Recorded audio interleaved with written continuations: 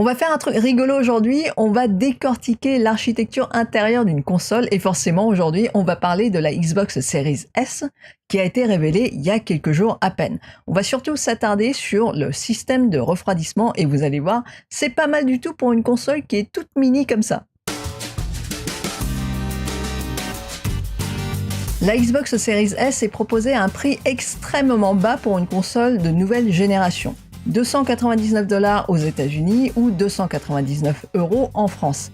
Et pour mieux comprendre où est-ce qu'ils ont pu faire des économies sur cette console, sur la conception, c'est intéressant de voir l'intérieur, ce qu'ils en ont fait. On commence tout de suite. Il y a beaucoup de choses à dire sur la Xbox Series S. Je suis en train de préparer une série de vidéos qui rentrent dans le détail justement des spécifications, du design. Et là, en fait, cette première vidéo, c'est plus sur l'architecture intérieure et plus particulièrement sur le système de refroidissement. Et donc, il y a eu une vidéo qui est parue sur le site de la Xbox aux États-Unis, sur leur chaîne YouTube. Ça s'appelle Inside the Xbox Series S. Non, je vais le dire bien. Inside the Xbox Series S. Voilà, c'est mieux. Et dans cette vidéo-là, il y a quelques parties intéressantes. Donc, c'est Jason Ronalds, qui est un des boss du design de chez Xbox. Et il y a cet éclaté-là qui a été inclus dans la vidéo. Et ce qui est intéressant, c'est que comme pour la Xbox Series X, donc sa grande sœur, eh bien, ils ont mis cet éclaté-là pour qu'on voit réellement l'intérieur façon éclaté 3D, rendu 3D, pour qu'on voit un petit peu mieux ce qu'il y a dedans. Et donc, grâce à ça, on en sait beaucoup plus sur ce qui se passe à l'intérieur. Et donc, merci Jason Ronalds, on va pouvoir décortiquer tout ça. Alors, comme vous le voyez, la console ici est prise donc c'est un espèce de sandwich. C'est une architecture qui est très très proche de la Series X, mais aussi de la Xbox One S, si vous la connaissez. Au niveau de la taille, effectivement, on a une taille qui est à peu près équivalente à la hauteur de la Series X. C'est pour ça que la carte mère ici ressemble beaucoup à une des deux cartes mères. Si vous vous souvenez bien, sur la Series X, il y a deux cartes mères qui sont l'une à côté de l'autre. Là, il n'y a plus qu'une seule carte mère qui dispose de tous les composants. Donc, si on rentre un peu dans le détail, on a ici l'APU, qui est vraisemblablement plus petit que la Xbox Series X, parce qu'il y a moins d'unités de calcul, notamment pour l'équivalent de la carte graphique dans cette APU. Vous avez aussi ici ces petits carrés-là, c'est en fait la mémoire, c'est la RAM en GDDR6. Alors là, il y en a 4. Et en spec, il y en a en fait 10 gigas. Donc si vous regardez la fiche de spécification, il y a 8 gigas qui sont plutôt rapides et 2 gigas qui sont plus lents. À mon avis, chaque petite barrette ici, c'est à peu près 2 gigas. Donc ici, on a 1, 2, 3, 4. À mon avis, les rapides sont là. Et la barrette un petit peu moins rapide, elle est de l'autre côté. Ça, c'est une impression. Après, à voir. Ce qu'on peut dire aussi sur cette carte mère, c'est que on voit déjà qu'il y a les ports qui sont là. Alors sur ce dessin-là, il n'y a pas les soudures pour avoir les ports ici, mais on peut déjà deviner que là, il y a un port USB. Donc ça, on le sait sur la façade. On n'a pas vu l'arrière de la console encore à l'heure où je tourne la vidéo. Donc on ne sait pas encore ce qu'il y a derrière. Mais déjà, au vu de cette carte mère, on sait déjà ce qu'il y aura derrière. Donc on a un port USB ici. Et si vous regardez bien, il y a deux autres ports ici, deux autres diagrammes qui sont à peu près la même chose. Donc on sait qu'on aura au moins 2 ports USB sur l'arrière. On voit pas le dessus là, donc bon, c'est pas grave. Ensuite, ici on a le port HDMI. Et ici, le gros rectangle ici, ce sera l'extension.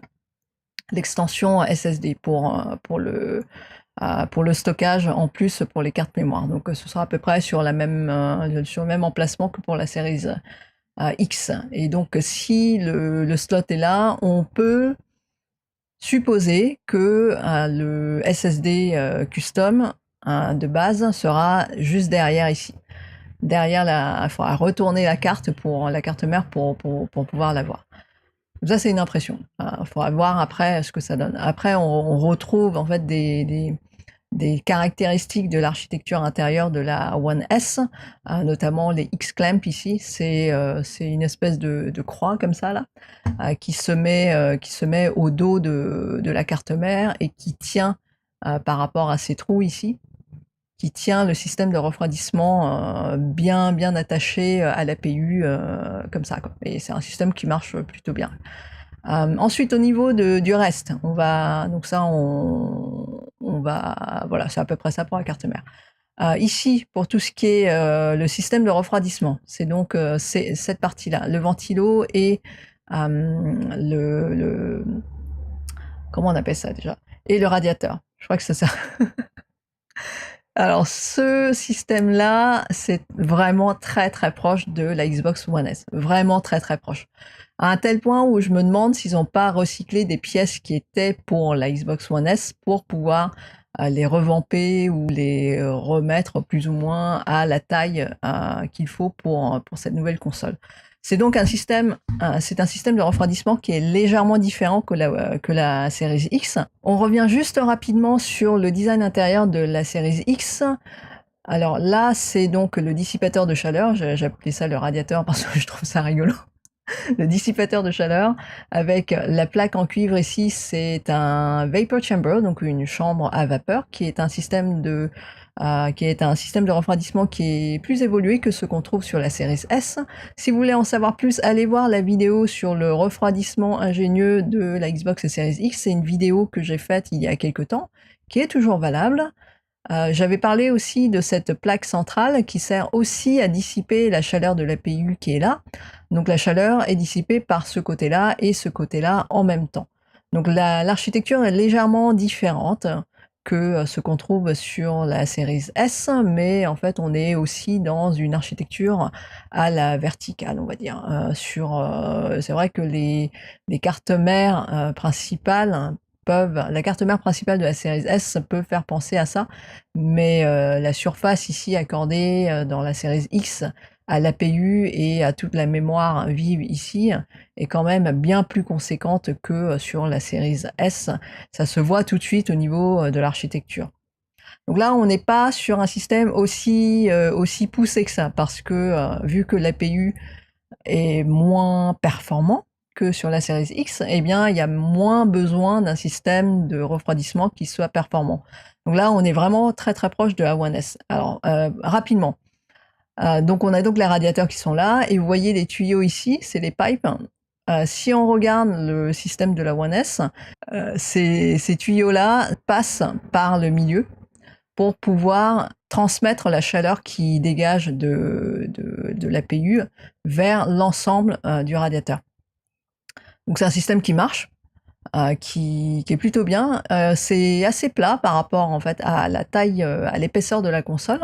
Ensuite, l'air chaud qui s'accumule ici sera dissipé par le ventilateur qui est là. Et là, encore une fois, la forme ici est très proche du ventilo de la One S, qui est plutôt une bonne chose parce que la One S est quand même réputée pour être très silencieuse.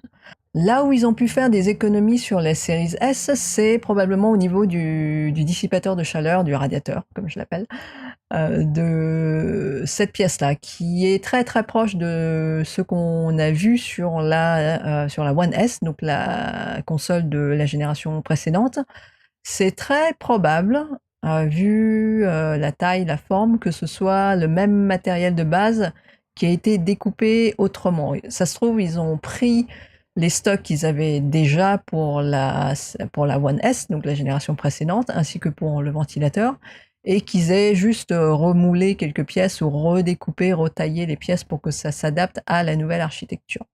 Quand on voit aussi cette architecture, ça me semble aussi logique que Microsoft ait arrêté la production de la One X et des One S pour pouvoir se consacrer à la construction de cette console-là. Il est très vraisemblable que les chaînes de production qui fabriquaient jusqu'alors les One X et les One S soient à l'heure actuelle en train de produire cette série S parce qu'ils ont dû swapper ou changer certaines choses sur les lignes de production pour pouvoir s'adapter. s'ils ont utilisé les mêmes éléments ou les mêmes familles d'éléments, c'est très possible que cette console soit silencieuse, très silencieuse. Alors, si on regarde, là on va rentrer un petit peu plus dans la technique et dans les trucs de geek et de refroidissement.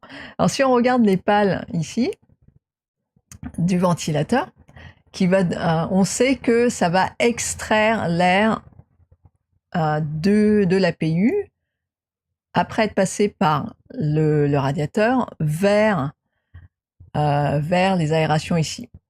Et donc on sait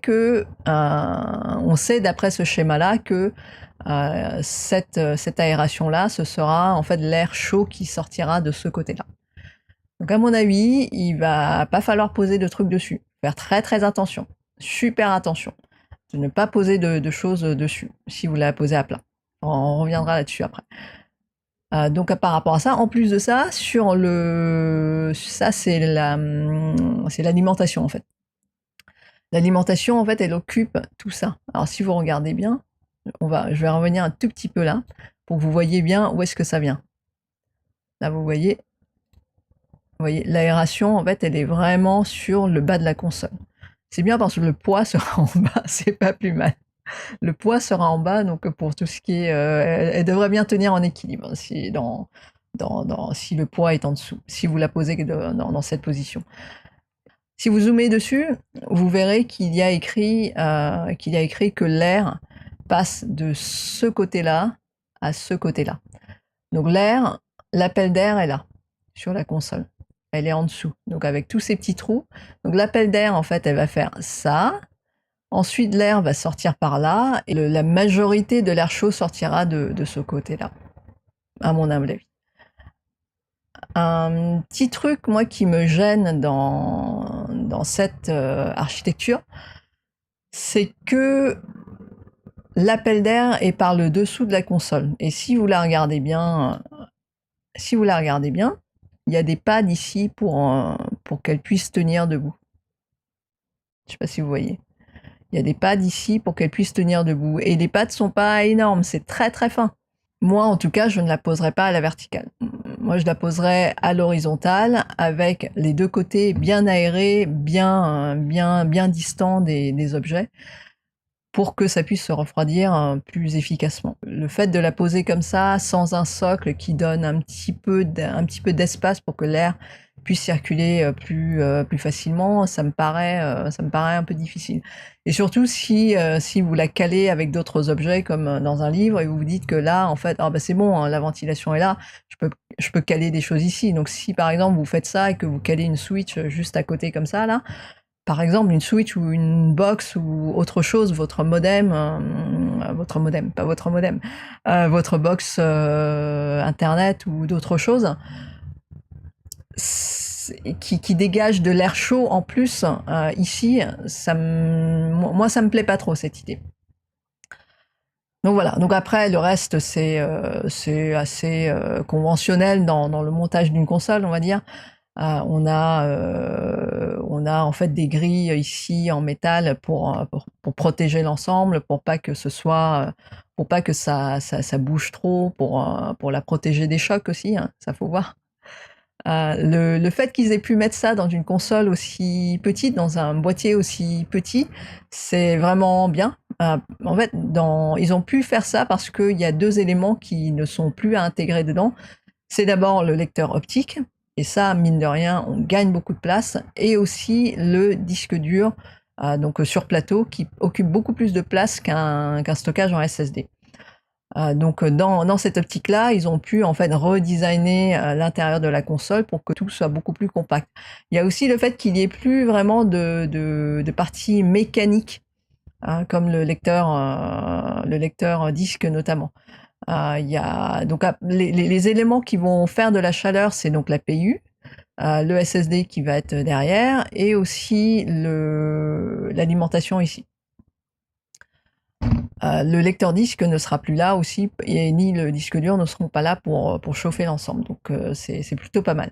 En conclusion, quand je vois ça, moi je suis plutôt confiante. Je trouve qu'ils ont fait un très très bon boulot au niveau de l'architecture intérieure. Le seul truc qui me fait un petit peu peur, c'est si vous la rangez en station verticale, qu'il y ait ce petit souci-là.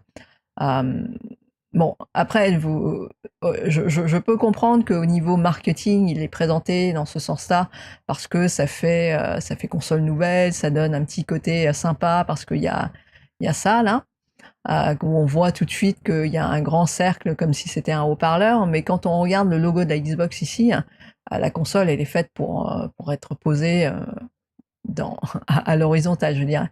À moins qu'on puisse tourner le logo comme sur PlayStation.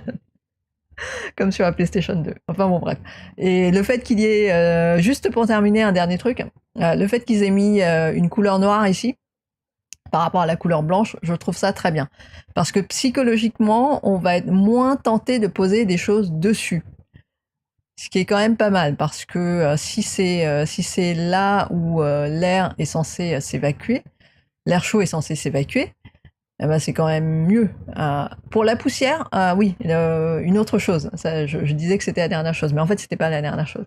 Donc pour la poussière, ici, on risque de lutter un peu pour nettoyer, parce que c'est quand même une grille. C'est sur le dessus de la console, donc forcément, si vous avez tendance à la laisser comme ça, sans trop faire la poussière, ça va, la grille, elle va avoir quelques poussières. Ça peut s'encrasser assez facilement. Donc voilà, faire attention, mais ça c'est vraiment un petit coup de chiffon et puis voilà quoi. Donc voilà, donc dans l'ensemble, je trouve que c'est vraiment bien. Je suis contente. J'espère que ça vous a plu et que vous en avez appris un petit peu plus sur l'architecture intérieure de la Xbox Series S. Moi en tout cas, je me suis bien amusée à décortiquer ce qu'il y avait dedans et puis à comprendre ce qui s'y passe. Si vous avez aimé la vidéo, eh bien n'hésitez pas à vous abonner si c'est la première fois que vous venez, parce que je sais que d'après les statistiques, il y a beaucoup de gens qui arrivent sur la chaîne sans être abonnés. Donc si c'est la première fois que vous arrivez sur la chaîne, allez regarder les autres vidéos. Et si ça vous plaît, n'hésitez pas à vous abonner et à activer la cloche. Ça pourra aider la chaîne à être encore plus visible qu'elle est actuellement. Donc je vous en remercie d'avance. Si vous avez envie de soutenir la chaîne, eh bien n'hésitez pas à aller sur mon Tipeee ou sur mon Utip pour faire un don, un geste que j'apprécierais très fortement. J'espère que la vidéo vous a plu, que vous avez passé un bon moment. Sur ce, je vous souhaite une bonne journée et à très bientôt.